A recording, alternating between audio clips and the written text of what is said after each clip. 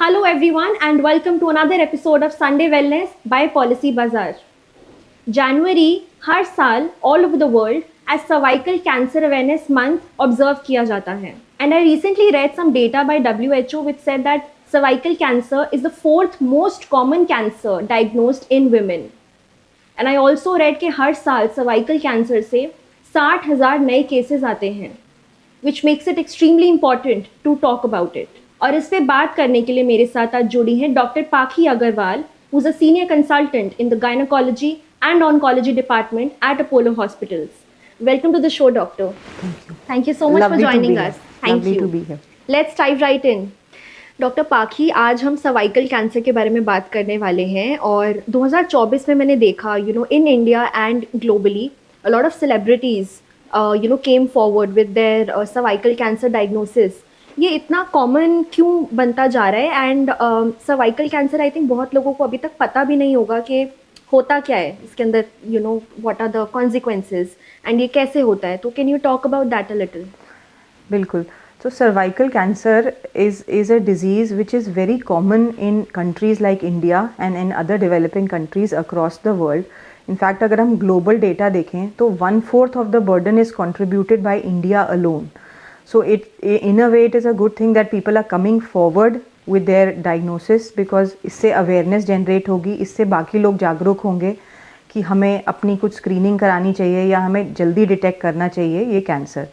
तो इसलिए क्योंकि इंडिया में ये बहुत कॉमन है, इसलिए इसकी अवेयरनेस बढ़ाना भी हमारे लिए बहुत ज़रूरी है। ऐसा नहीं है ये कैंसर अभी सडनली कॉमन हो गया है, ये हमेशा से था और लेकिन अब हम इसको डिटेक्ट ज़्यादा करने लगे हैं क्योंकि हमारी अवेयरनेस बढ़ गई है और कुछ लाइफस्टाइल चेंजेस हैं उनके बारे में बात करेंगे जिनकी वजह से ये थोड़ा सा इसकी इंसिडेंस भी बढ़ रही है। अच्छा डॉक्टर, आपने इंडिया के बारे में बोला कि इंडिया जैसी कंट्रीज़ में इसका इंसिडेंस बहुत ज़्यादा है, ऐसा क्यों? Is it because of our lifestyle और geography, like what's the reason? The reason, एक पहला रीज़न है अर्ली मैरिज।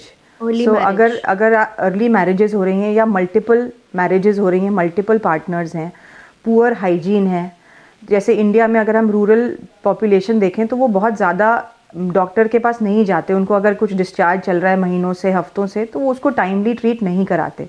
तो अगर अनट्रीटेड इन्फेक्शंस हैं या आपकी इम्यूनिटी कम हो रही है किसी भी रीज़न से, चाहे वो पोस्ट कोविड हो या वैसे हो, तो इन सब पॉपुलेशन सबसेट्स में और आप टाइमली चेकअप्स नहीं करा रहे हो तो इन सब सबसेट्स में the risk of cancer, developing cancer becomes more. Right. तो आई थिंक डॉक्टर, इस सबका रूट कॉज अगर हमें पकड़ना हो तो वो यही है कि इंडिया में in general female reproductive health या फीमेल सेक्सुअल हेल्थ के अराउंड अवेयरनेस बहुत कम है। लोग बात नहीं करना चाहते। It is still seen in some societies as a taboo to talk about it.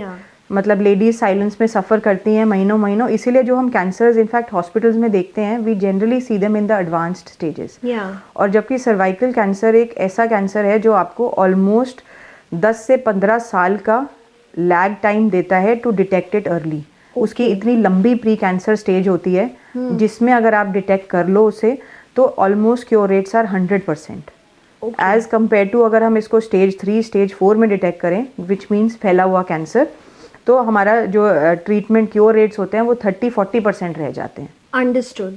Doctor, आपने अर्ली डिटेक्शन की बात करी कि जो प्री कैंसर स्टेज होता है वो 10-15 साल चल सकता है एंड अगर टाइम पे डिटेक्ट हो जाए तो कैंसर को हम ट्रीट कर सकते हैं सही तरीके से। तो कुछ ऐसे साइंस आप बता सकते हैं that all the women watching our show today should watch out for? Definitely. तो जो प्री कैंसर के कुछ सिम्टम्स होते हैं वो कभी कभी इन्फेक्शन के जैसे भी होते हैं। तो अगर आपको डिस्चार्ज है जो बहुत हफ्तों तक चल रहा है, आपने एंटीबायोटिक्स ले लिए, कुछ टाइम के लिए ठीक हो गया, फिर से शुरू हो गया, तो ये एक सिम्टम होता है। उसके अलावा अगर आपको पीरियड्स के बीच में स्पॉटिंग हो रही है फॉर एनी रीज़न, जैसे 2 पीरियड्स नॉर्मल आते हैं लेकिन उसके बीच में, जिसको हम इंटरमेंस्ट्रुअल ब्लीडिंग कहते हैं, बिटवीन 2 पीरियड्स अगर ब्लीडिंग या स्पॉटिंग हो रही है, इंटरकोर्स के बाद अगर ब्लीडिंग हो रही है जिसको हम पोस्ट कॉइटल ब्लीडिंग कहते हैं, ये कुछ लक्षण माने जाते हैं जो सर्वाइकल प्री कैंसर को और कभी कभी फ्रैंक कैंसर को भी दर्शाते हैं। उसके अलावा अगर आपको पेन है पेल्विक एरिया में कॉन्स्टेंटली, या एडवांस कैंसर में हम देखते हैं वेट लॉस हो सकता है, मोशन में दिक्कत हो सकती है, यूरिन में दिक्कत हो सकती है, तो ये सारे लक्षण होते हैं जो कि कैंसर को दर्शाते हैं। बट अगर हम प्री कैंसर पे फोकस करना चाहें तो इन्फेक्शन जो ठीक नहीं हो रहा या ठीक होने के बाद बार बार हो रहा है, और कोई भी अबनॉर्मल ब्लीडिंग पैटर्न, और वो अबनॉर्मल अगर जैसे पीरियड्स किसी के ख़त्म हो गए हैं, 50 के आसपास मीनोपॉज हो गया है और दोबारा ब्लीडिंग शुरू हुई है, तो ये इसको हम एक तरह से रेड फ्लैग सिम्टम मानते हैं, जिसको कि महिलाओं को नहीं इग्नोर करना चाहिए और तुरंत ही डॉक्टर से मिलना चाहिए। ये किसी भी हाल में नॉर्मल नहीं होता।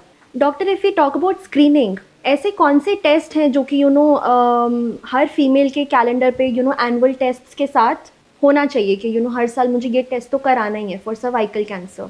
सो सर्वाइकल कैंसर का जो स्क्रीनिंग टेस्ट होते हैं, स्क्रीनिंग का मतलब है आपको कोई प्रॉब्लम नहीं थी, आप डॉक्टर से अपने रेगुलर हेल्थ चेकअप के लिए गए कि अगर कोई प्रॉब्लम बन रही है तो वो डिटेक्ट टाइमली हो गई। तो इसमें सबसे पहला तो गायनेकोलॉजिकल एग्जामिनेशन होता है, जिसमें हम सर्विक्स को एक्सपोज करके using some special instruments cervix को देखते हैं और उसमें देखते हैं कोई ग्रोथ तो नहीं है, कोई अबनॉर्मल एरिया तो नहीं दिख रहा है। उसके बाद एक टेस्ट होता है जिसको हम पैप स्मीयर कहते हैं, जिसमें हम सर्विक्स के कुछ जो सुपरफिशियल ऊपरी तह पे जो सेल्स होते हैं उनको हम एक स्वॉब से लेकर और उनको लैब में भेजते हैं।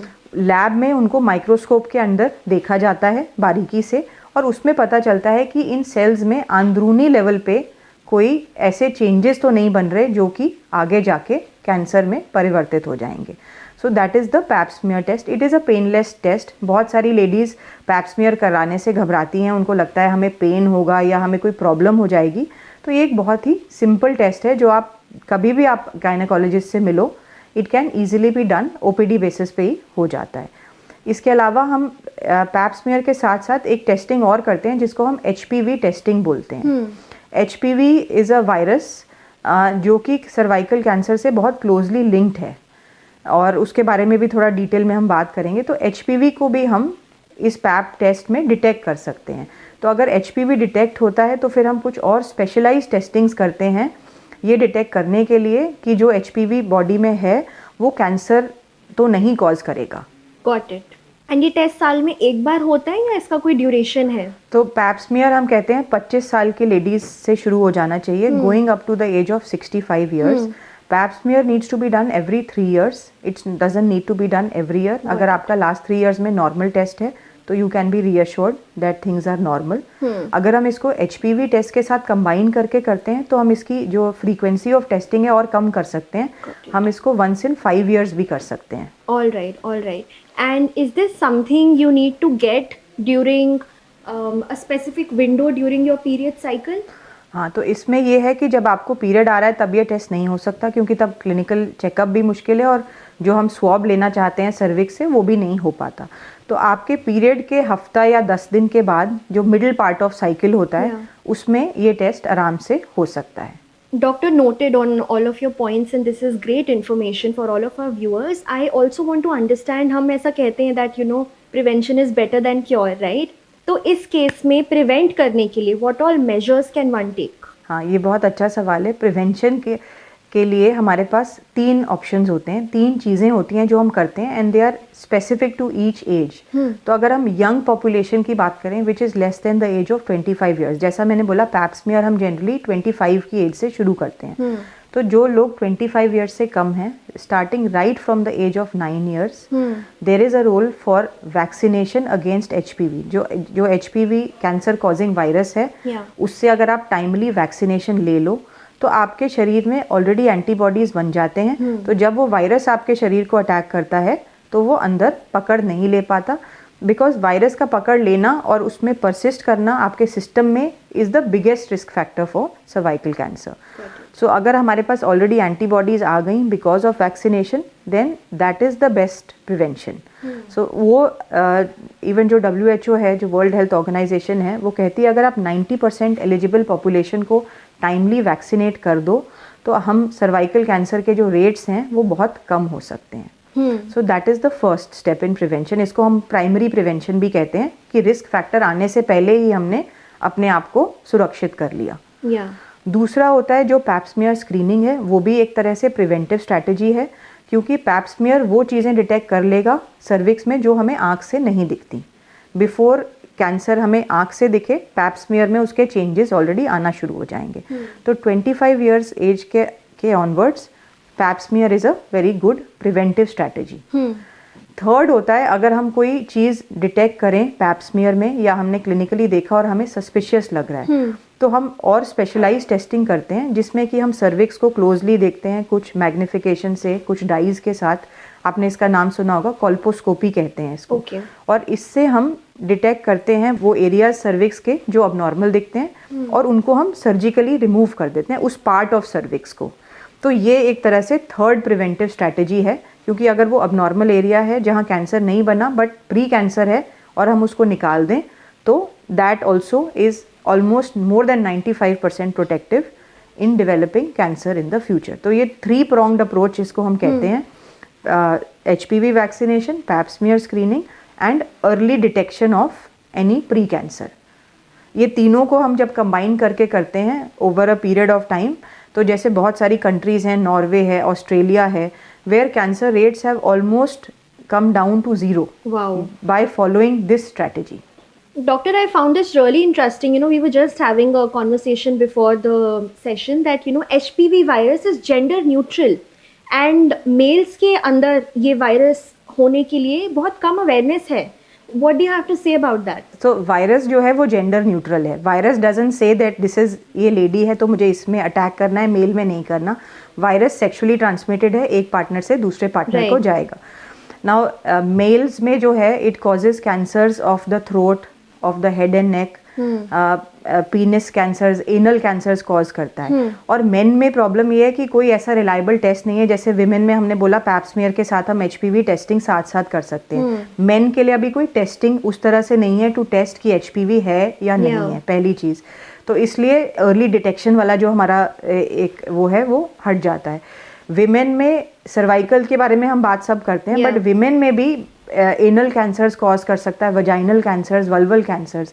सो अगर हम HPV को सेक्सुअली ट्रांसमिटेड वाले उससे जोन से बाहर हटा के उसको एक कैंसर कॉजिंग वायरस की तरह देखें, तब हमें उसके बेनिफिट्स वैक्सीनेशन के भी समझ आएंगे। राइट, आई थिंक डॉक्टर हमने इस बारे में बात कर ली कि सर्वाइकल कैंसर को कैसे प्रिवेंट करें, what are the science and symptoms that one should watch out for.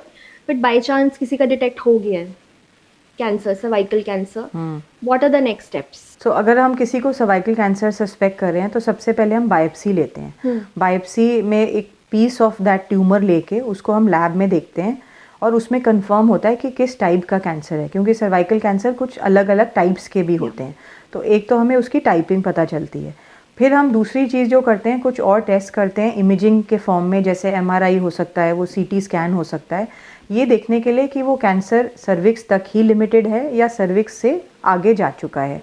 उससे हमें स्टेजिंग का आइडिया लगता है। तो जो अर्ली स्टेज कैंसर्स होते हैं जो सर्विक्स तक लिमिटेड होते हैं, उनके ट्रीटमेंट में सर्जरी पहला ऑप्शन होता है ट्रीटमेंट का।